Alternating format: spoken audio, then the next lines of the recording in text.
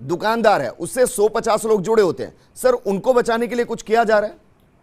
जैसा अभी आपने टीवी पे देखा, बीजेपी वाले कांग्रेस को जो है आरोप लगा रहे हैं और कांग्रेस वाले बीजेपी लगा रहे हैं। हम तो दोनों से ही परेशान हैं। हमारे को आज तक समझ में नहीं आया कि आज जब ये कोरोना संकट चल रहा है, इसमें राजनीति नहीं होनी चाहिए, व्यापार नीति होनी चाहिए। सारा देश इसमें परेशान हो रहा है और ये एक दूसरे के ऊपर आरोप लगा रहे हैं। असल में इन लोगों की जो नीयत है, चाहे वो केंद्र सरकार हो चाहे राज्य सरकार हो, हम लोग इनकी नीयत पे ही हमें शक होने लग गया। राजस्थान के मुख्यमंत्री सियासत कर रहे हैं। आज आप ये देखिए, आप या तो बोल लो या मैं बोल लूं। ठीक है सर, आपका टाइम तो मैं बोला नहीं था। ठीक है।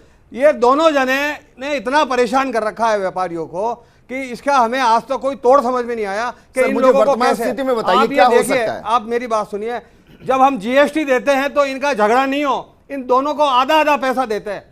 उस एक एक ग्राहक को जो बिल देते हैं, उस बिल के नीचे लिखा आता है कि 50% किनका मोदी सरकार का, 50% किनका अशोक गहलोत जी का, दोनों को बराबर का पैसा दे रहे हैं। उसके बाद में हमारी ये हालत है।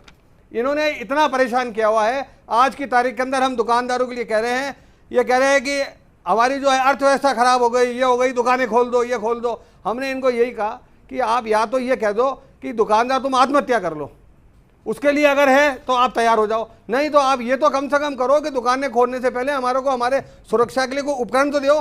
आप हमें समझाओ तो सही कि भाई आप दुकान के अंदर किसी कस्टमर को लोगे तो आपको जो है उसका टेम्परेचर के लिए हम आपको टेम्परेचर गन दे रहे हैं, हम आपको मास्क देंगे, आपको जो है ग्लव्स देंगे, पीपी किट होगी। आज के 10 दिन पहले जो हम कह रहे थे कि अगर आपने गैस सप्लायर वाले को पीपी किट नहीं दी तो वो संक्रमण फैलाएगा, 10 जगह जाके गैस लगाता है और उसकी मृत्यु निश्चित है।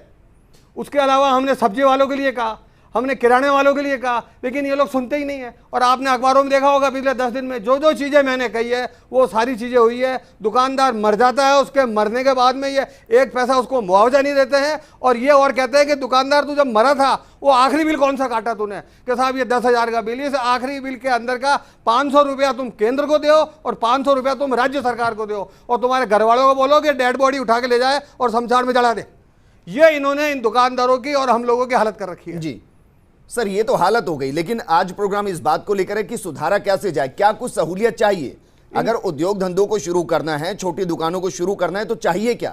हमको सबसे पहले तो सुरक्षा चाहिए, उसके अलावा कोई आर्थिक पैकेज हमारे को दिया जाए। इसके अलावा इनको चाहिए कि बैंकों को बोले कि ये ज़्यादा से ज़्यादा जितने भी जिनके इनके पास जिन्होंने आज जो प्रॉपर्टीज़ रख रखी है बैंकों ने, किसी ने 5 करोड़ की प्रॉपर्टी रखे, किसी व्यापारी को या किसी उद्योगपति को, किसी फैक्ट्री वाले को 1 करोड़ का लोन दे रखा है जी, और तुमने 5 करोड़ का माल दबा के अगले को 1 करोड़ दिया है, तुम उसको 2 करोड़ रुपए दो, 2.5 करोड़ रुपए दो, तुम उसको तो कम से कम इतना पैसा तो दे ही सकते हो ना, तुम्हारा पैसा तो सेफ है। उसको ये देंगे नहीं, लेकिन ऐसे जनों को दे देंगे जो पैसा लेके देश से भाग जाए। आज की तारीख में अगर इस व्यापार जगत को बचाना है, आज ये कह रहे हैं हमारे पास में किराया देने की, तनख्वाह देने के लिए पैसे नहीं है। 40 दिन के अंदर ही आपकी जान निकल गई। आज पिछले 60 सालों से हम पैसा दे रहे हैं, आपकी तनख्वाहें बढ़ रही है, सरकार चल रही है, गाड़ियां दौड़ रही है, सब कुछ हो रहा है। 40 दिन से बाजार बंद है और आपको टैक्स नहीं आया तो आपकी सांस फूल गई और आपने कह दिया हमारे पास देने को है ही नहीं है।